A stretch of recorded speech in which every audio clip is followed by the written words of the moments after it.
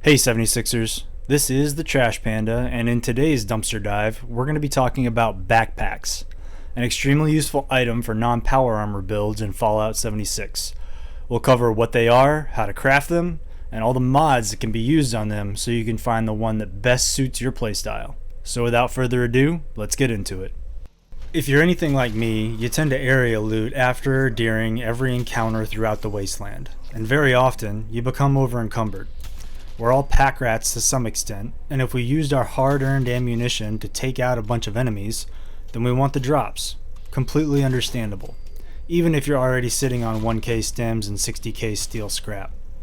However, this forces you to prioritize perk cards like Through Hiker, Traveling Pharmacy, and Batteries Included, instead of cards that will increase your damage or survivability like Dodgy, Blocker, or Nerd Rage.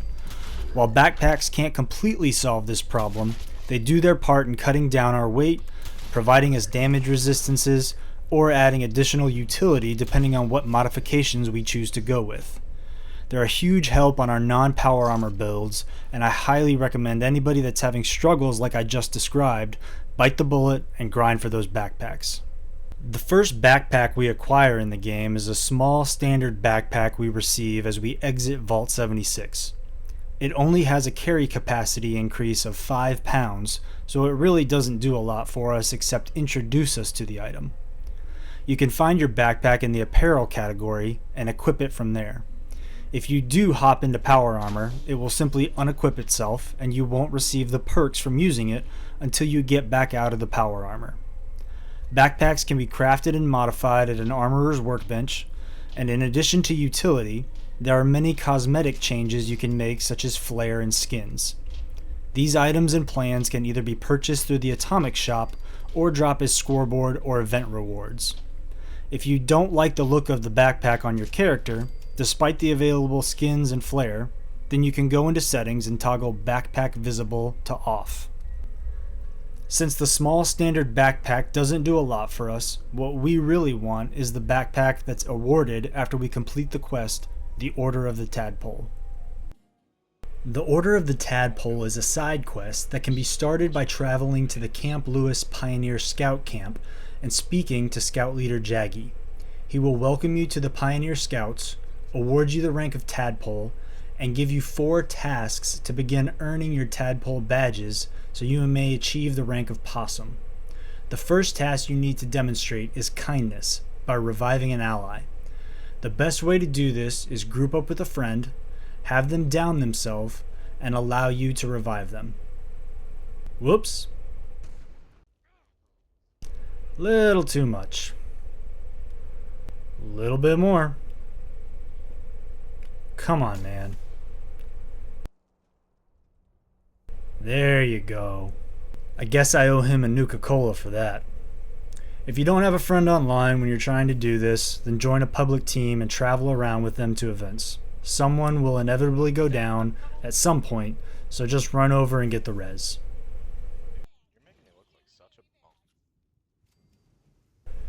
The second task we must demonstrate is helpfulness by cleaning up the kitty corner cabins. Go up and talk to Scout Leader Pompey and she will give you the repeatable daily quest, Operation Tidy. You'll go to 5 locations around the toxic dried lake bed and clean up the toxic mutagenic waste. If you have low radiation resistance, then make sure you have some Radaway with you, as you will take some rads when you get close to these sites. Once you collect all the waste, go dump it into the containment barrel, and that's it. Task 2 complete. Our third task is to demonstrate bravery by controlling pests at Dolly Sod's Wilderness. Go speak to Scout Leader Treadley, and he will give you the daily repeatable quest, Stings and Things. He will have you collect 5 items off pests in the area. These items consist of 1 food item, radroach meat, and 4 junk items, a bloatfly gland, a bloodbug proboscis, a stingwing barb, and a tick blood sac. He will mark the areas on your map where you can find these items. Once you collect them, bring them back to Scout Leader Treadley and your third task is complete. Pro tip on this one, you'll get more than one of these items as you go to each of these locations. If you have room in your stash box for the ones that classify as junk items, then throw them in there and save them instead of scrapping them. As this is a repeatable daily quest, you can simply grab one of each item to turn them in, and the only one you'll have to collect is the radroach meat, as that one spoils in your stash. This will help you complete the following day's quest as we try to collect our Possum badges. Your fourth and final task is to demonstrate growth, and this one is the most time-intensive task. When you become a Tadpole, the Tadpole badge world achievements became available to you. There are 10 in total, and to demonstrate growth, you must complete 3 of them. The easiest ones to complete, in my opinion, are Athlete, Codebreaker, Medic, and Swimmer. So I'll quickly show you how to do those, and you can pick the 3 that best suit you. All of the Tadpole World Challenges have a knowledge test that you must complete on the computer terminal back at Camp Lewis Pioneer Scout Camp. If you don't want to test your knowledge in these areas, then the exam answers for all of the Tadpole badges can be found at the link posted in the description of this video.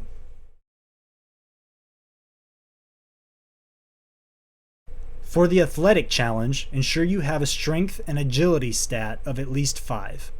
Then you'll go to complete the athletic courses at Camp Venture, New River Gorge, and Sunny Top Ski Lanes.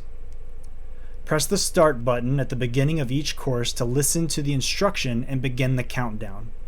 Ensure you go through all the checkpoints so you don't have to backtrack, and I highly recommend the marsupial serum for those athletic courses. Once you complete the final course, you'll receive the Athletic Tadpole badge. For the Codebreaker challenge, it will require you to launch a nuke, so if you don't know how to do that, then I would skip to the next challenge. I will be coming out with a video on that soon, so make sure you like and subscribe so you don't miss it. The fastest way to accomplish this challenge is ensure you have Hacker, Expert Hacker, and Master Hacker equipped from your perk tree. Get a friend to place a terminal in his or her camp and lock it with a level 0 terminal lock. You can then go hack that terminal.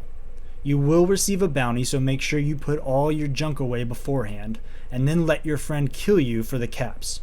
You must do this 3 times for each level lock, level 0, 1, 2, and 3. Be advised of a game glitch where if your friend tries to replace the lock with the same level of the one that you broke, then the game will fail to lock the terminal unless you scrap and replace the terminal. The best way to get around this is to increase the lock level each time, and then once you hit level 3, cycle back to 0 and you should have no issues. And you don't need to be killed each time. Your friend can wait until the end to do this. That's just not how it went down here. The last thing you'll need to do is solve a nuke launch code sequence by launching a nuke. For this, you do not need to solve the code yourself. You can simply hop on a NukaCrypt's website and get the launch code for the week. You can find the link to that in the description below.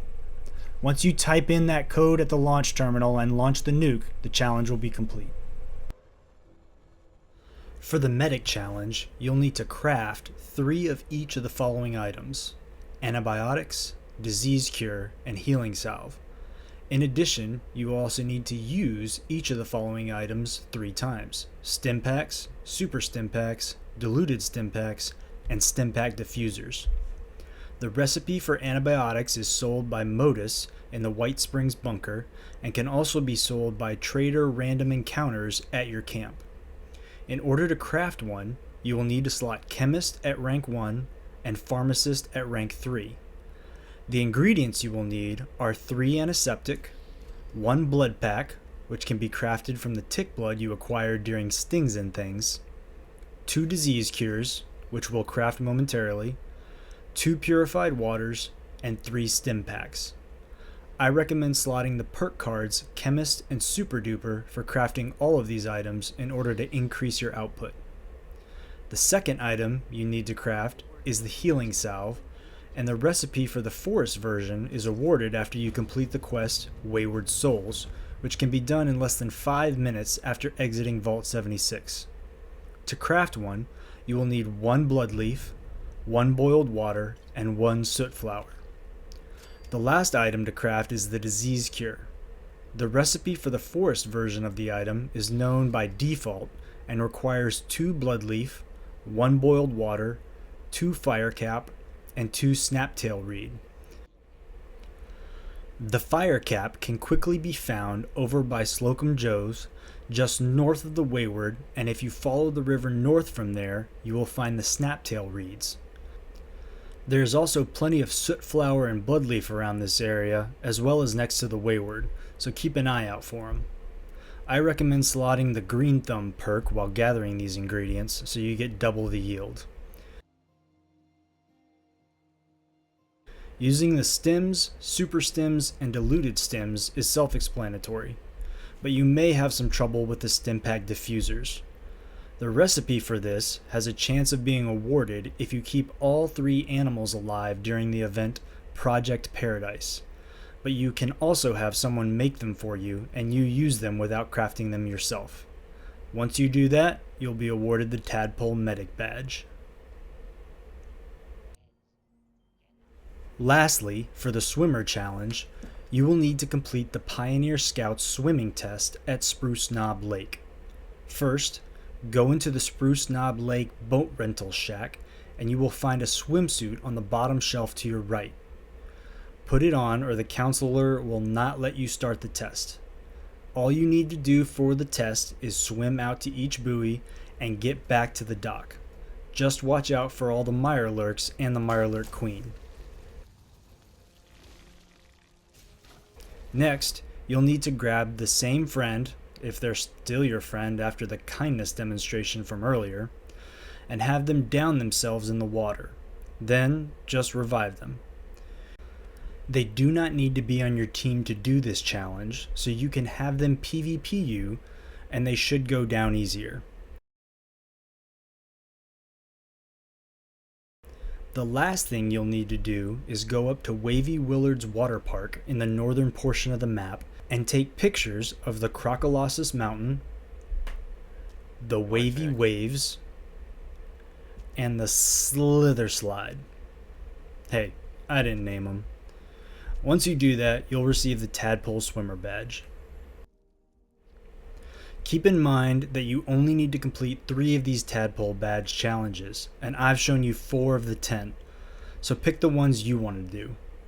Once you have these done, head back to any of the scout leaders and they will award you the rank of Possum, as well as give you a standard backpack with the Tadpole Pioneer skin. In addition, you are now able to craft the backpack for yourself at any armorer's workstation. You can craft a backpack anywhere from level 1 to level 50, and it requires cloth, leather, and steel, where the amounts of each are dependent on the level that you craft. A level 1 backpack increases your carry capacity by 10, where a level 50 backpack increases it by 60. We'll be dealing with a level 50 backpack for the rest of this video. Now to get into the mods. Keep in mind, you are only able to have one of these mods on a backpack, so choose the one that best fits your build. There are 7 mods in total. 2 of them can be purchased with gold bullion, and 5 of them can be purchased with Possum badges. When you earned the rank of Possum, the Possum badge world achievements became available to you. There are 14 in total, and each one will award you a Possum badge, which will be used as a form of currency. I will cover a walkthrough of the fastest way to get these badges done in a future video, but for now, you can start working on them on your own and make sure you do the daily repeatable quests, Stings and Things, and Operation Tidy, as well as the public event Campfire Tales, to have a chance at being awarded additional badges. There are 2 places where you can purchase the modifications that cost Possum badges. First is the Possum vending machine at the Camp Lewis Pioneer Scout Camp, where you've been already, and the second is the Possum vending machine at Camp Adams, where the event Campfire Tales occurs. The modifications available to you at these locations are the Armor Plated mod, the Insulated mod, and the Lead Line mod, which each cost 5 badges and will increase a specific resistance by 90 points at the cost of reducing the carry capacity of the backpack from 60 to 30. The Armor Plated mod will increase your damage resistance. The insulated mod will increase your energy resistance, and the lead line mod will increase your radiation resistance. There is also the refrigerated mod, which costs 8 badges and will reduce your food spoilage rate by 50% at the cost of reducing the carry capacity of the backpack from 60 to 30.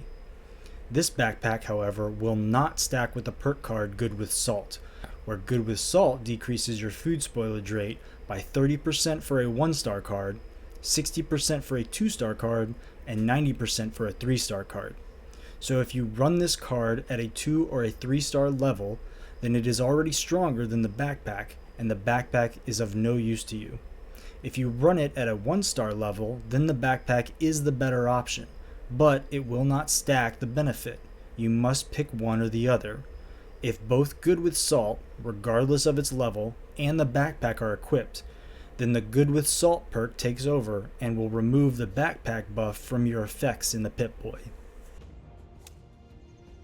Finally, there is the High Capacity mod, which costs 8 badges and will double the backpack's carry capacity from 60 to 120, at the cost of reducing your energy and radiation resistance by 60 points. However, this reduction to resistances does not show up on the Pip-Boy when the backpack is equipped, and after testing by consuming toxic goo to increase my radiation levels, there is no difference in the radiation gained with or without the backpack on. There is, however, a difference in the radiation gained when you equip the lead line backpack. The radiation gained is less, as this backpack works properly, both in the Pip-Boy resistance numbers and the lesser amount of rads gained when consuming toxic goo. So it appears that you do not actually lose any resistances when using this backpack. This could change in future updates, but for now, it seems that you can use this backpack mod with none of the downsides that were intended.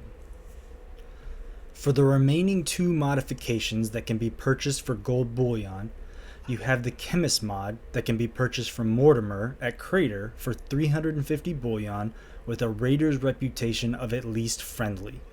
And you have the Grocer's mod that can be purchased from Samuel at Foundation for 350 bullion with a Settler's reputation of at least friendly.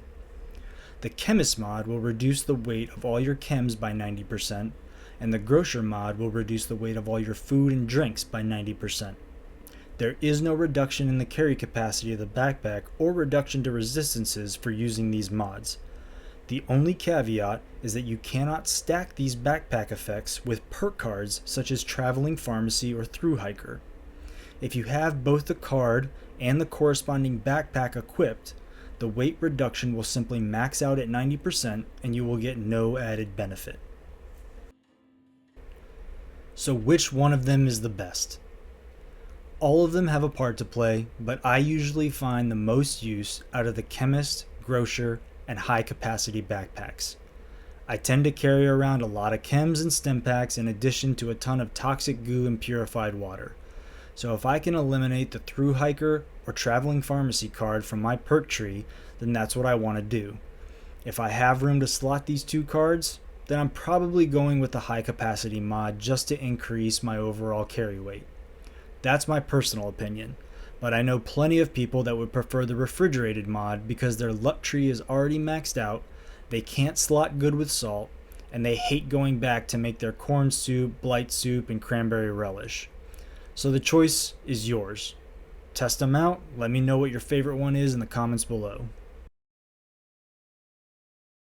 Well, that's all we have time for today. Special shout out to the Angry Pleb for blowing himself up over and over again just so I could revive him. I might need a new test dummy here pretty soon. Make sure you hit that like and subscribe if you enjoyed this video, and until our next dumpster dive, this is the Trash Panda, signing off.